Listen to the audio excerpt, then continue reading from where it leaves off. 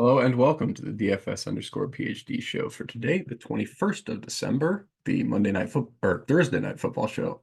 Remember, you're good enough, you're strong enough. And gosh darn it, someone's got to win that money. But we don't have any screenshots of that here because that was not us yesterday.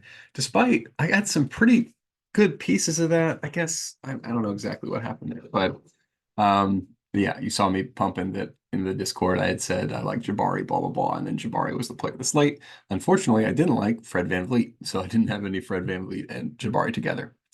But yeah, join up the Discord. Let me know if you need a link. There should be a fresh one. I guess this is probably the freshest one on the Twitter.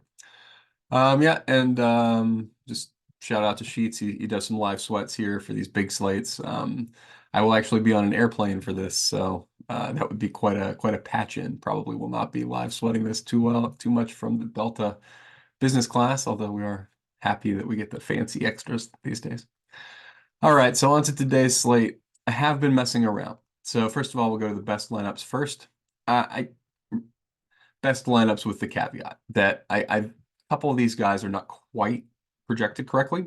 So I had to do that. And I added a rule for the tight ends. So for whatever reason, SaberSim doesn't want to give the tight ends for New Orleans enough points. Not sure why that is. So I mean, they're weird and hard to project. I get that. I'm gonna say max 2 tight ends for New Orleans. I mean, and the reason is when you look at their sets, they are running 160% snaps for tight ends, right? Like 40, 63, 129. Oh my gosh, 183% on the season. So they're averaging 2 tight ends being out there every play.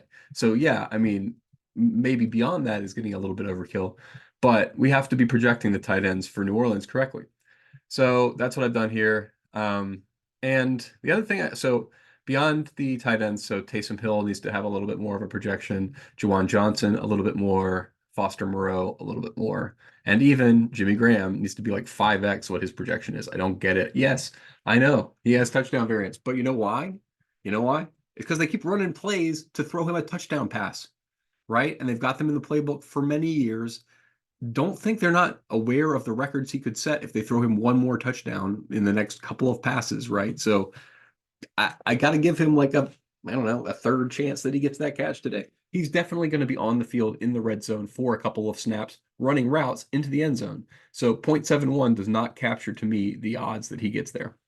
And it hasn't this year. I mean, right? I mean, 4 games out of 12, that's a third chance he gets there. So, I mean, 3.5, I got to just using his points per snap and his snaps, which I recognize includes the touchdown variance. It's probably reasonable if you wanted to nerf this a little down to 2.5 or something.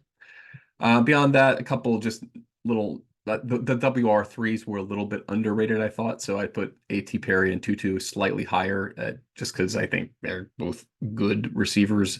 It's what you get when you multiply their points times their expected snap counts. By the way, I am aware of the change. So this is weeks 12 through 15. So we're trying to catch Tutu the current change in their snap counts, right? Between Demarcus Robinson and Tutu. I'm not sure exactly which week Tutu missed here, but basically the wide receivers are all the same in terms of points per 100 snaps. So the only difference in all these guys is who gets the snaps. So we know Kupp gets the snaps. We know Puka is getting the snaps. So that's great. Those guys get a ton of points. Actually, I should double check that they are getting a ton of points. I just assumed up here at the top everything was fine. So the 26 times almost all of the 26. We're not there. Why are we not? Don't be disrespectful to Cooper Kupp. All right, so 26 times 0.96 is like 25. So I got to have him at least the average of SaberSim in 25, which is like 23. Kupp is a better play. I guess it's a game script concern. I don't understand how you could possibly project Kupp for that little points. Kyron Williams, he's going to be a monster. Let's do that. Kyron Williams, 81% of the snaps. Now this one you can't assume he's going to keep scoring all those points, right? I mean, 42 times 0.57 is a lot of points for him to score. So even setting him at 20 would be like, yeah. So that's already being a little bit disrespectful to his upside. So I think we maybe have to do it. 42 times 0.57. 42 times 0.57, 23.94. He's the best player on the slate. I hate to say it. I hate it to be true. That's the thing. I don't hate to say it. It is objectively true. But oh man, now I'm gonna have to clone this over and rerun the sheets thing because I'm messing with a few of the projections. Whatever. So I do two different tranches now, you guys know. I do one that I'm gonna set my like big dollar satellites from, whatever. The ones where I'm trying to find the absolute best lineup regardless of dupes, because sometimes you're just gonna play like 10 guys and you need the best overall lineup.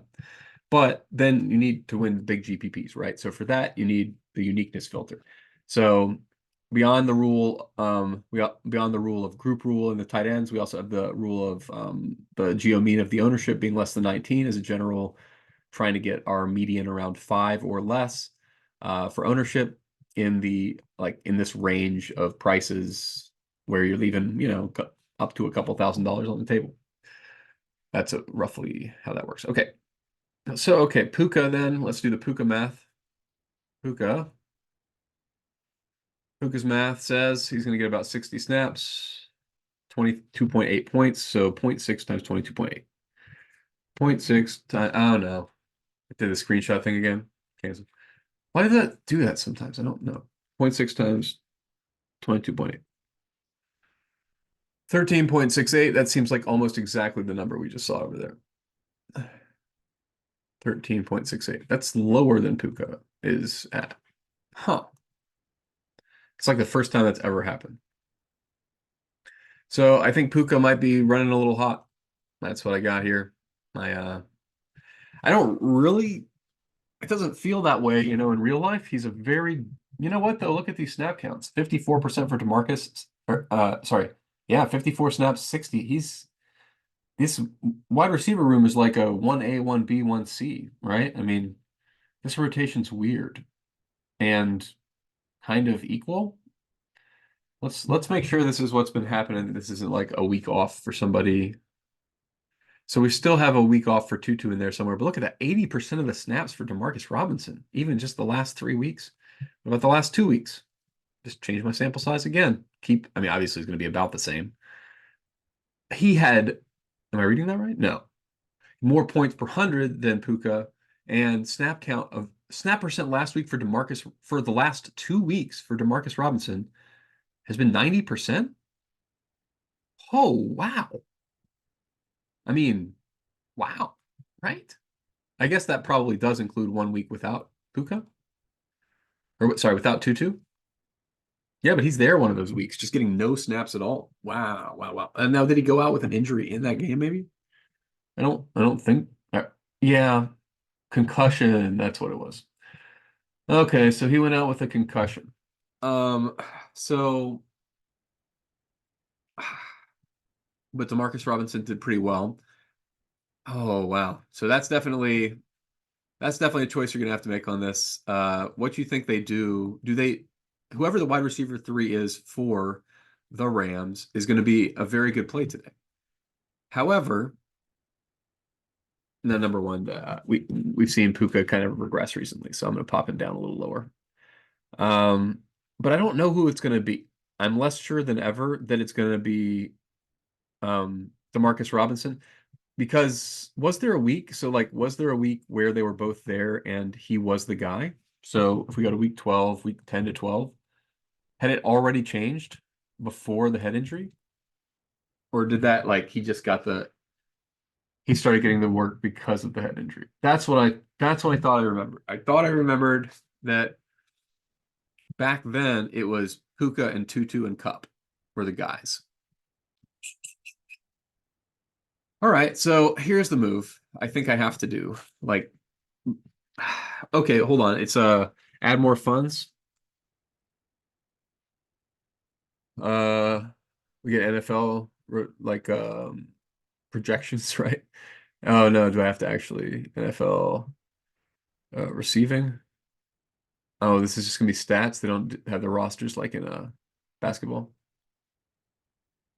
Rotations, yeah. That's what I was looking for. Okay. Well, if they don't have that here, I don't. So obviously SaberSim is projecting Robinson. Wait, 5.5 for Robinson. And what do they have for Tutu? 3.5.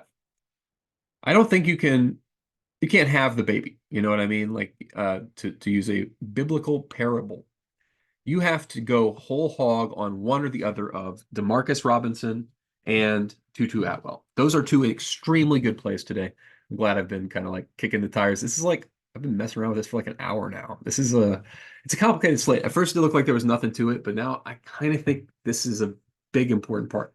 Right, because if we look at PPR points here, 16 per 100 snaps, if Tutu comes back and gets 40 snaps, what does that mean? 0.4 times 16? That's not that much, but it's like, wait, so what do I want to do? Yeah, I guess it is 0.4 times 16. Ah, I did the thing with the screen capture again. Don't know how to get out of it. There it is, capture. Okay. So, uh, I could just do math better, I guess. 0.4 times 16. Let's widen this to like the 3 weeks before he got injured. Okay. So yeah. Snaps per game.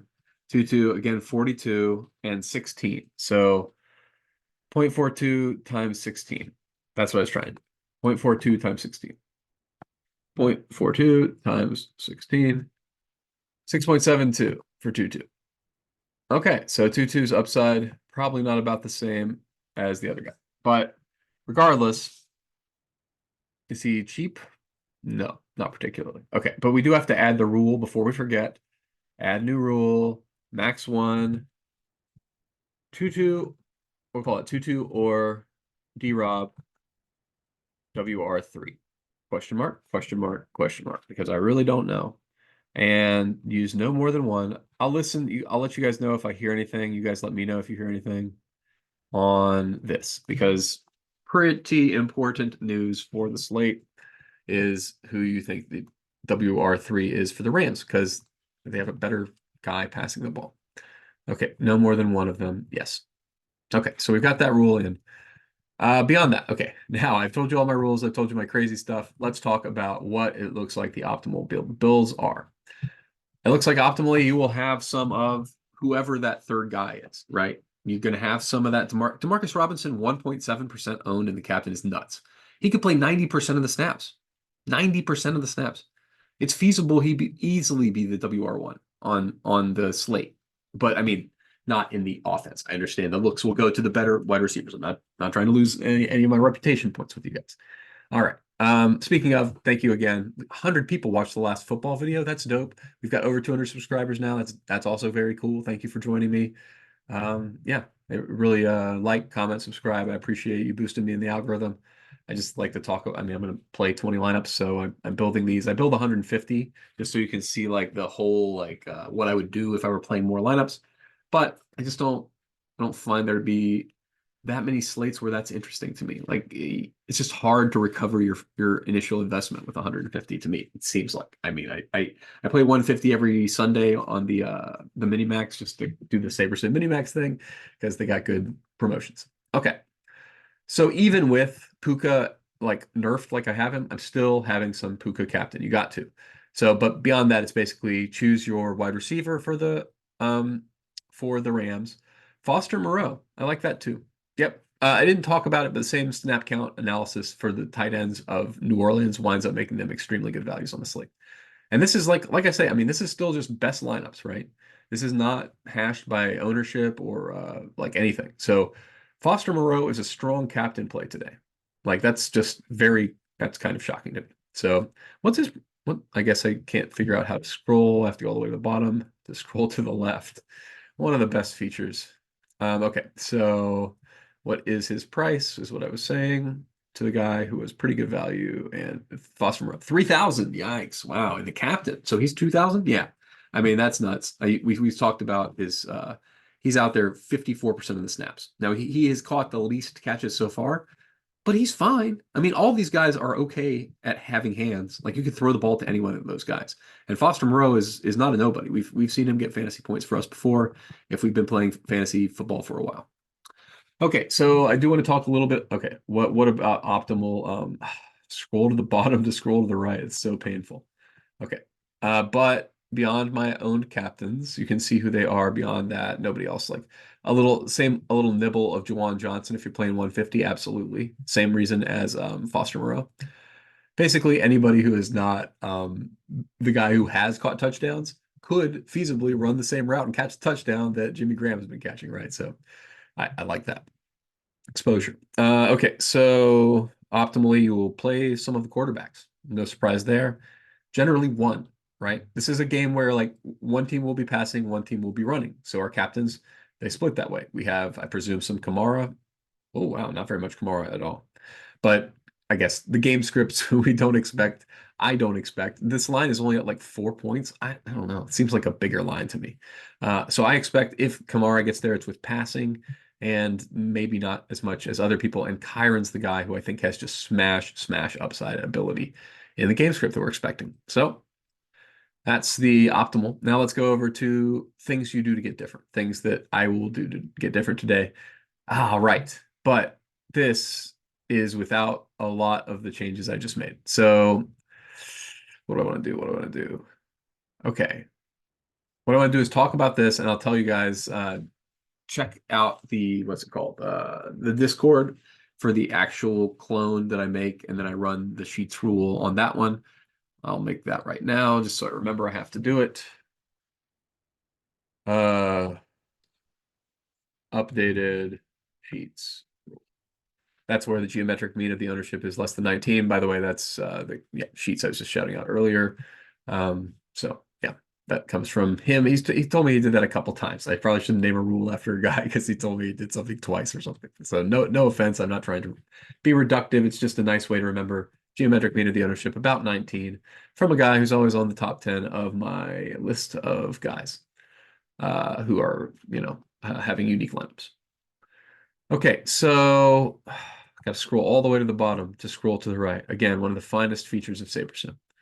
Where even is ownership? There, who knows? My ownership, I don't have exposure here. Where is it? Where is exposure? Where could it be? What in the world? Okay, well, I've completely lost some part of this. Am I gonna have to just reset it probably? Yeah, okay. So what can I do it? Like so what do you do when you accidentally remove the column that has your lineups in it? That's what I'm trying to figure out. I think I go like here and I say um maybe like player filters. No, no. That's not it. That's not it. Okay. Well, now I have to. Oh, right. This is my updated sheets rule. Right. I have to go back to the one that actually has the built lineups. This is the one where I was going to do the thing. Okay. Well, that's much easier to figure out what happened. Okay. So to get different now, the show, no surprise. Wow. Okay. Yep. We're getting to a lot of Demarcus Robinson and Foster Moreau, which we just saw, even without the sheets rule on, those were already pretty good lineups. So when you're leaning into those, you lean into those hard. That makes sense to me. Also, Cooper Kupp, I think, is a great play. Juwan Johnson. Okay, cool. Love all these. Definitely going to be what my lineups look like tonight. Uh, and when Foster Moreau, Demarcus Robinson, and there was another guy, Tutu, when those guys don't get there, that's fine. I'm on an airplane, man. I'll be asleep. So no, I'm just kidding. We're flying out tonight, but hopefully they will have the working internet and I'll be able to see the game because ooh, that's going to be Amazon Prime streaming on an airplane. So good luck. Good luck getting that to work. Hopefully it works. Okay, I think that's pretty much it. I don't really have anything more to say. So you guys have heard the ridiculous plays for the slate, the ways to get different. I guess team stacks, whatever, 50-50. Somebody's got to win. Generally, you're playing 4-2s, only 5s in a rare scenario. And all just like standard. That's SaberSim. That's why I pay for SaberSim. Then I don't need to know that. They can be the ones who know that. All right, guys. Remember, you're good enough, you're strong enough. And gosh darn it, someone's got to win that money. Might as well be us. Kind of a lot of money.